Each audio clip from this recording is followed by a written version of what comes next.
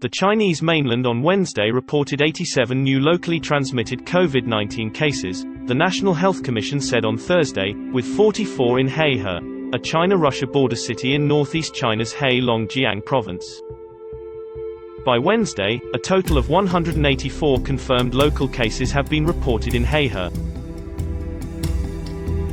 The patients, mostly experiencing mild symptoms, were sent to a designated hospital for treatment.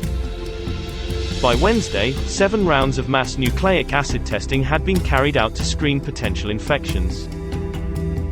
The city has tightened anti-epidemic measures and implemented closed-off management in all residential communities. Supplies of daily necessities remained steady in Heyhe, with local authorities stepping up efforts to ensure stable prices amid the epidemic.